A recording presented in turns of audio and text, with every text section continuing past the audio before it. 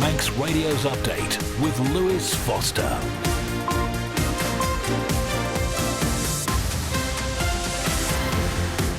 Well, Pastor Mai, welcome along to Update. It's 5 o'clock on Thursday, the 25th of July 2024, and time for your daily roundup of news on and from the Isle of Man. Coming up in the next half hour, there are plans to ban smartphones in the island's schools. Braddan Commissioners share their disappointment as 300 new homes are approved. King Gaming's gambling licence is cancelled, and the Ladies European Tour awaits Manx pro golfer Anna Dawson. We'll keep you posted on anything to watch out for travel-wise, and as ever, your thoughts always welcome. Text 166 177 or email studio@manxradio.com.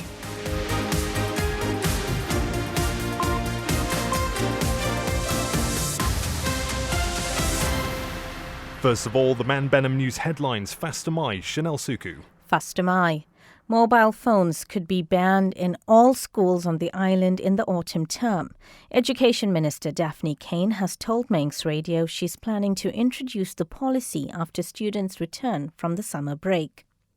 A TT rider from the island who was injured during this year's races says everything is healing well. Anthony Redmond returned home on Friday after 7 weeks in hospital in the UK. The incident left the Manxman with a number of injuries, including a broken jaw, vertebrae and shoulder. And Manx Care has confirmed there are no issues with blood shortages on the Isle of Man. In the United Kingdom, the NHS has issued a national alert, and it is appealing to donors with O negative or O positive blood to make a donation urgently, saying it's only got supplies for the next 2 days. However, the health body here says the Isle of Man holds higher stock levels than hospitals in the UK, and there is adequate stock. In international news, lawyers revealed the health of a man who was stamped on by a police officer and that it's deteriorated. He's also told reporters that the man's related to someone on the force who's now afraid to go to work.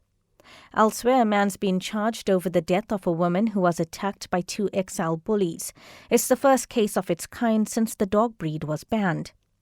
And 2.5% of the UK's adult population apparently has a problem with gambling. That's according to the betting regulator, who surveyed nearly 10,000 people. Those are your headlines. News at 6. Gromayed, thank you, Chanel Suku there. Now, the weather brought to you by Manx Glass and Glazing. 1 or 2 passing showers are possible this evening, but most places will be dry with bright or sunny spells breaking through, with a mainly moderate southwesterly wind. Staying dry tonight with some clear spells as the wind turns to the south or southwest with a minimum temperature around 10 degrees. Tomorrow will be bright with lengthy sunny spells and just a small risk of an isolated shower. The mainly moderate west to southwest wind will back to the south or southwest and freshen a little during the afternoon with highs of 17 or possibly 18 degrees. Then the threat of a little light rain overnight into Saturday. Any rain at first on Saturday will quickly clear, leaving the rest of the day dry with some sunshine developing, temperatures reaching up to 18 degrees in the light and variable breeze. Sunday will then be fine and dry with sunny spells, although with a risk of some coastal mist or fog patches developing. Light southerly winds with a top temperature around 18 or possibly 19 degrees.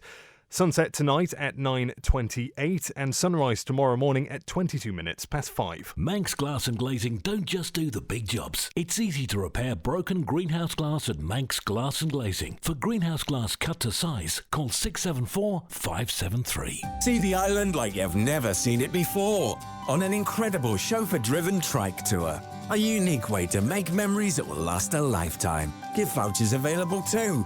See iomtriketours.com for details and booking. One architectural design company has particular expertise in achieving planning approval for a wide variety of projects, from landmark buildings to spectacular homes. Talk to the experts at Ellis Brown and get your project off the ground. For excellence in design, search Ellis Brown. Your business can grow its market share 4 times faster. Be heard by over 43,000 island adults over 13 weeks. Call us on 682 600. Manx Radio is proud to support Manx businesses and communities. Firestone Rubber Roof Shop for one-piece flat roofing systems. No joins, no leaks. We also line commercial box gutters in one piece up to 60 metres with a 20-year written warranty against leakage. Call Rubber Roof Shop on 49667. You're listening to the Isle of Man's quintessential daily news and current affairs roundup. Update on Manx Radio. The time now 5:05, and we'll start with a story I know has got many people talking today. The Department of Education says it's hoping to introduce an island-wide ban on mobile phones in schools in the autumn. St Ninian's High School will be restricting their use when the school returns in September. Children there have been told phones shouldn't be seen, heard or used at all during the school day. The school says it's being introduced after feedback from parents, staff and educational professionals. While Chris Gregory runs the Manx charity Isle of Play, he says research has proven mobile phones can have a significant impact on children's development. If we direct the conversation towards mental health, and we're saying that children's mental health is at an all-time low, we're in the middle of a mental health crisis. Well, why is that? What are the factors that have made this crisis arise? That seems to be stemming from a lack of children's freedom. Look at it from a couple of points of view. We've got one that as long as a child has a smartphone on their person, the parent always knows where that child is and can access that child. Then we've got the child's addiction to the mobile device. So children are now so hooked on their phones that even when they're not on them, a lot of children are thinking about them. They're thinking about the conversations that are going on there. That means that the child is not living in the present. They are living in a virtual world that is not real. So children are not in touch with each other. They're in touch with each other's phones. And that is a real issue. And I think that's why sort of the move that St Ninians have taken in terms of banning the phones is a real positive. But it only addresses part of the issue. The other part of the issue is that children's freedoms have diminished significantly. And when you diminish their freedoms, you're diminishing their ability to become competent individuals in the society that they are living. And what does that look like? Well, typically, that has always looked like play. So what we need to be doing really is limiting access to phones, but also looking at the other factors that are preventing children from playing outside and developing the resilience that they need to combat the mental health issues that we are currently seeing. And why is play so important to that? What kind of skills does it teach children just from playing? It can seem like a complete waste of time, and it's very hard in a culture where we're so obsessed with outcomes and looking at what the outcomes are. But with play, we don't know what the outcomes are before they've actually played, and even then the outcomes are so deferred that we don't necessarily see it. But what we do know is that play helps children become more socially competent. It helps them to navigate risk better. It helps them become more resilient. And there is nothing else that we can do as adults that is as powerful as developing and shaping the brain as play. Climbing a tree without a harness on their own terms is one of the most powerful lessons that a child can have in terms of developing resilience, in terms of lessons of risk and reward. And it's only by doing it freely that those rewards can ever be taken. It cannot be given by just subscribing it to a child.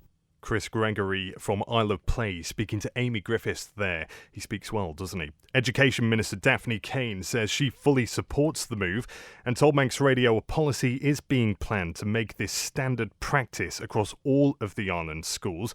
And she says there will be a small number of exceptions, though, including those who need access to their phones for medical reasons.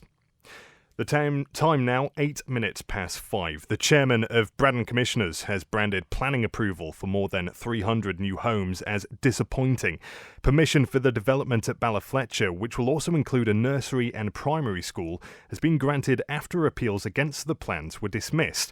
But Andrew Jessup believes there are still inconsistencies, including a lack of awareness about flooding and odour management. The Minister has decided to accept the recommendation of the appeal inspector with a number of conditions. Obviously, the Commissioners are disappointed by the outcome of this. It is effectively the last green space between Douglas and Braddan, which potentially is now going to be concreted over. The Commissioners still have a concern about drainage details to do with the development. Not 100% satisfied that the proper procedures were followed in terms of dealing with the sewage issue. There is apparently a plan to actually put a sewage storage tank down by the river on the Portachee Meadow, so during high flow periods, to stop it getting discharged through the outfall at Lake Road and into the river there, that it will be held back on site. Now, again, we don't feel that that was properly advertised and consulted on. Well, it appears that some sort of agreement's been made between the developer and the MUA over this, and they're claiming that there'll be no impacts from it. However, we fail to see how they're dealing with issues with odour management. All this also, again, seems rather bizarre that the tank is being built right next to the river on a floodplain to hold sewage during high rainfall events, and we all know that that area floods. So it does seem odd to us that that hasn't been properly looked into. And again, we feel this is potentially another one of those where they say that there will be no impacts as a result of having these sewage settlement tanks, attenuation tanks. Potentially there will be, and they don't seem to have been properly addressed during the planning phase.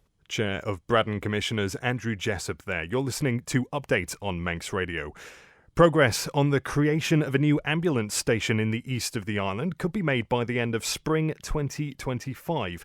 Health and Social Care Minister Laurie Hooper fielded questions on the plan to move out of the facility on Ballacameen Road in the last sitting of the House of Keys before the summer recess. But Douglas Central MHK Chris Thomas queried why it wasn't a higher priority for him. In order for the service to deliver high-quality services, it's important they have the appropriate estate to support them. Issues with the current Eastern Ambulance Station have been understood for some time, having been intended to be a temporary base when the service moved there in 2002. The recent inspection by the Care Quality Commission noted issues with the size, heating and storage at the station, amongst other things. Officers have been working with colleagues from Manx Care in order to ensure that the requirements for a new facility are clearly understood, whilst being cognisant of the work of our colleagues in the Department of Home Affairs as part of the joint Blue Light strategy. The basic design will meet the requirements of the service, but will also ensure it is flexible enough to be repurposed as the physical element of the Blue Light Hub project progresses. This could be for storage or administrative space for the department or return to stock for another department.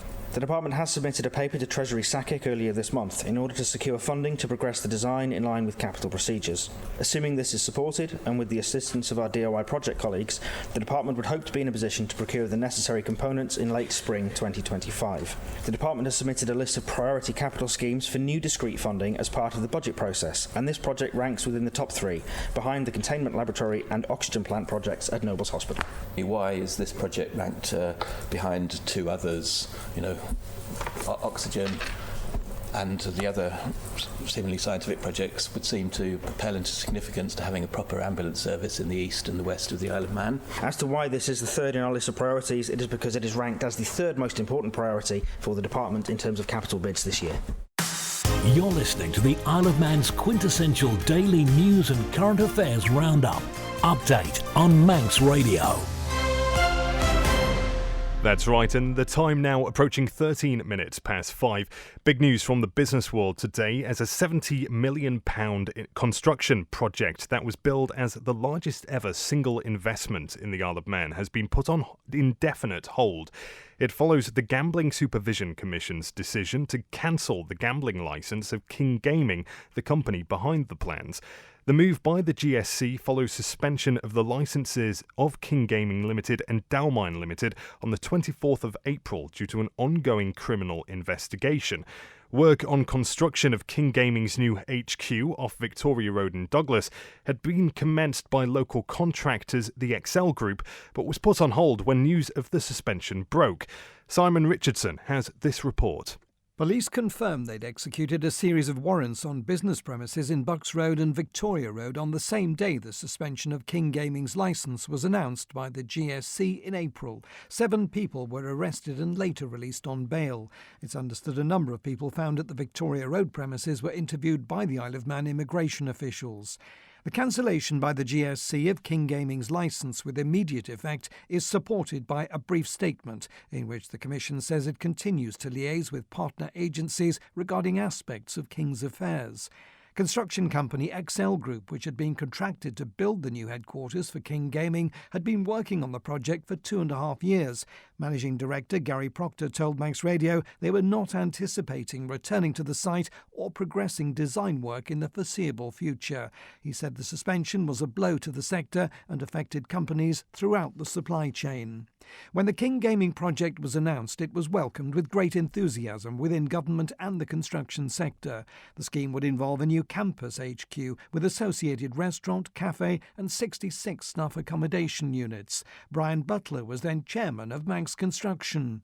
Absolutely fantastic news, construction sector. It'll be a huge investment in the Isle of Man construction industry. It'll be huge for the Isle of Man construction sector. It's good for the design. The design is something that's very, very different and hasn't been done on the Isle of Man before, so hopefully we'll benefit throughout that. News of the project was celebrated with equal enthusiasm by Treasury Minister Dr Alex Allinson. What's exciting about it is it's a campus development, both in terms of office space but accommodation for some of the workers they hope to attract to work there. And it's at a key site that's remains vacant for decades now. So I'm very encouraged that we've got an international company using worldwide architects who are planning to invest in our island. So for now, a scheme that was set to create 300 new jobs and pump millions of pounds into the Manx economy is on hold. For its part, the Gambling Supervision Commission says it will make no further public comment until matters are fully concluded. Simon Richardson with that report there.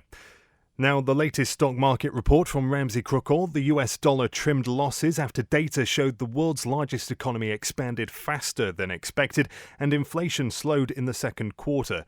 Oil prices fell nearly 2% today amid concerns over weak demand in China, the world's largest crude importer. As growth concerns mount, China's central bank today unexpectedly cut a key policy rate and interest paid on bank deposits. I can tell you a barrel of Brent up 0.33% to $81.72. Gold slid over 1% today, falling to its lowest level in 2 weeks as investors squared positions to focus on US economic data that could offer additional insights into the timing of the Federal Reserve's potential interest rate cuts.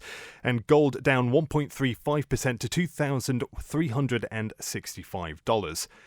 At the market close, the FTSE 100 up 0.27% to 8,175.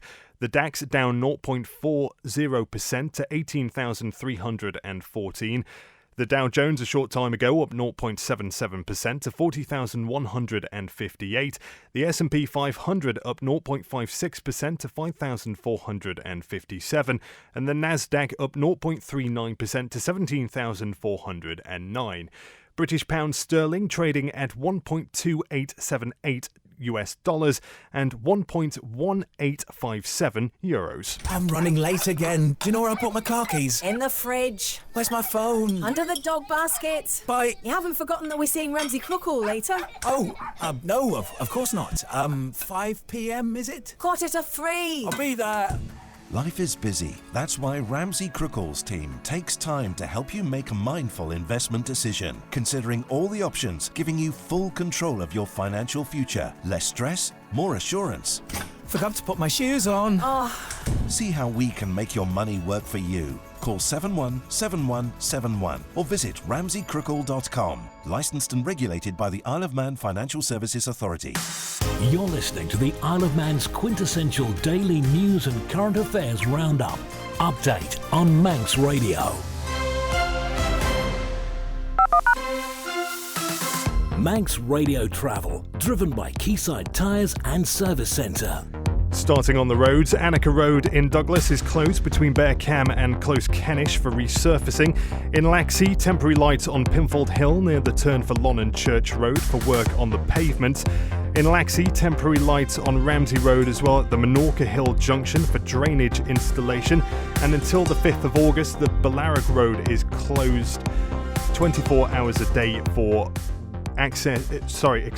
Ballarig Road is closed at the Minorca Hill Crossroads for construction of a new service access cover. Access to the road is via the Dune entrance there. In Ramsey, temporary lights on May Hill, 24 hours a day for patching work there. In Peel until the 29th of July, Factory Lane is closed for emergency electrical work. In Foxdale, temporary lights on the main road through the village near the Mines Road turn for property repairs there. And in Castletown, temporary lights on Arbury Road, 24 hours a day. Over at the airport, no problems to report. The London City Logan Air flight and Manchester EasyJet flight are the next away at past. And on the sailings, the Manxman is due back into Douglas at 5 to 6, and the Manannan is expected into Liverpool shortly after 6 o'clock. Ask how you can spread the cost interest-free at The time now approaching 20 past 5, and an update has been issued by Manx Care via the government website for patients of Port Erin dental practice.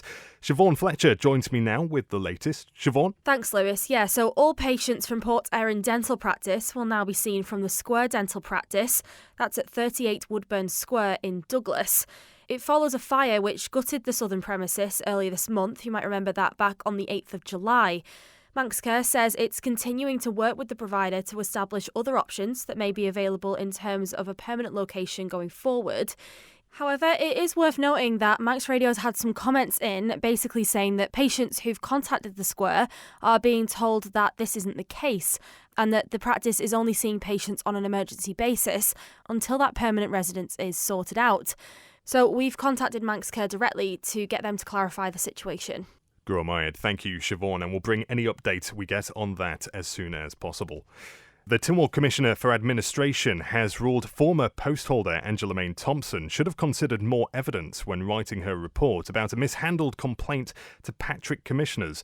Local democracy reporter Emma Draper has this story. Paul Beckett was asked by Commissioner X, who was involved in the Patrick Commissioners maladministration case, to investigate the previous TCA and how she came to her findings. Commissioner X contacted Mr Beckett in December 2023, a month after the original report was published. That report followed a complaint of 2 residents whose grass bank was sliced through rather than scraped back, making it unstable, as well as the actions of the commissioners and the former clerk. The handling of it was then deemed as maladministration by Ms Main Thompson. Commissioner X raised a complaint about the report produced, which he claims lacked information from the clerk, no opportunity to present evidence to support himself, and his identity was revealed. Mr Beckett's report says that new evidence was provided to him, but he will not be reinvestigating the matter of the original case because that's not allowed as part of his role. He contacted Ms Main Thompson, who said the investigation could have been conducted differently, but there is a wide discretion with the role, and she had limited resources available. She also said in the report that a reasonable ombudsman in possession of the same facts would have reached the same conclusion. There had been a service failure on the part of the commissioners. Ms Main Thompson also concluded that there had been action amounting to maladministration due to the way in which the work on the road had been undertaken by the local authority. Commissioner X's complaints were generally supported by the TCA, which included the ownership of the land not being examined, shouldn't have been implied that he broke a code of conduct, and he wasn't contacted for a follow-up interview. Mr Beckett also ruled that Ms Main Thompson should have spoken to third parties involved, who may have had evidence. He added further that she did not identify Commissioner X, and he has found reasonable grounds that the information Ms Main Thompson had was complete, whilst using powers available to her to get the evidence. Local democracy reporter Emma Draper with that report there. You can find all the details over at manxradio.com. You're listening to the Isle of Man's quintessential daily news and current affairs roundup. Update on Manx Radio. The time now 23 minutes past 5, and after making her professional debut last year, Manx golfer Anna Dawson continues to push for progress on the Ladies European Tour in 2024. But it's not just there the former Peel player is finding her feet.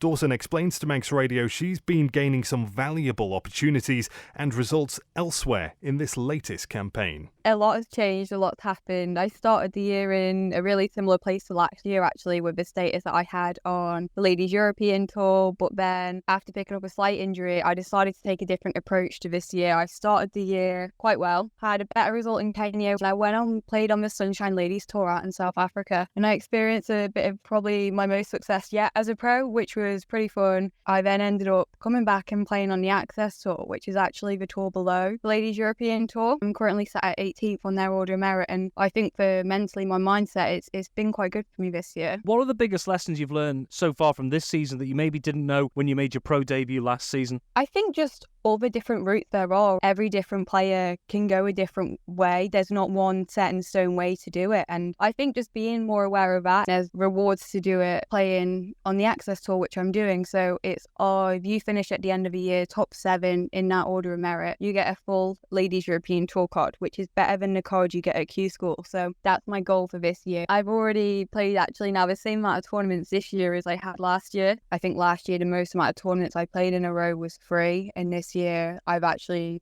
before I just took this week break, I had 5 weeks in a row. Still a fair way in the season to go. So in the short to medium term, what are your current plans? So next up, I have British Open pre-qualifying, which is at Delamere Forest, which is where I won my first big amateur tournament actually a couple of years ago, my last year as an amateur. So I think I still have a course record there. So it'll be quite fun to go back to somewhere where I've got such good memories. And then from there, I've got a busy end to the Access season. So getting ready to finish as strong as I can and hopefully push up from 18th from Saturday minute to top 7.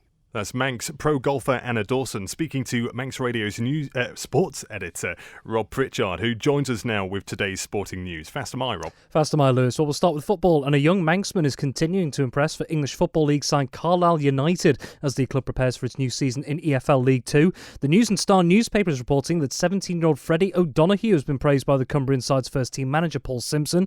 Simpson is quoted as saying O'Donoghue is punching above his weight, having featured for Carlisle in all of their pre-season outings so far. Well, sticking with football, and FC Isle of Man has confirmed the initial 22 players to represent the club for the 24-25 season. The announcement of Paul Jones' squad comes just 2 days before the Ravens begin their latest NWCFL Premier Division campaign at home against Chadderton at the Bowl in Douglas on Saturday at 6 p.m. Among the newer faces joining for the forthcoming league challenge are Ethan Hawley and Adam Adebayi, both of whom made their debuts for the club during the last campaign and have featured heavily in the latest pre-season fixtures. Among those not involved, having appeared last season, are club captain Frank Jones, striker Furo Davies, young midfielder Tiernan Garvey, and defenders Owen Sherrod and Phil Kelly. Well, you can see the full squad at manxradio.com. And also, FC Isle of Man and Paul Jones do have further players registered to be called upon if required. In motorsports, Key Racing will embark on its third year at the Manx Grand Prix when the races return next month. The team has announced Mike Brown will ride their 916cc V-twin Ducati machine on the Snaefell Mountain course in the Classic Superbike race. Brown replaces Dean Harrison, who rode for the team at last year's event and who the team expects to have British Superbike Championship commitments with Honda Racing UK at Cadwell Park from the 24th to the 26th of August. And finally, the process will begin next month to decide who will represent the Isle of Man national badminton sides for the forthcoming new season. Isle of Man Badminton Association has announced it will be holding trials throughout August for competitors looking to be in its Island Games squad going to Orkney next year, as well as the senior Isle of Man teams for the latest season. The Performance Committee has also given details of sessions for those wishing to try out for the Manx Junior squads. Details of all those can be found at manxradio.com. Gurmayed, Rob Pritchard there with a look at today's sporting news. Well, that's it for Update today. As always, you can listen back via the podcast at manxradio.com. That'll be online within the next half an hour. Chaclair up next, and then Dave Moore is back at 6 o'clock for Greatest Hits. Update returns at the same time tomorrow. Have a good evening.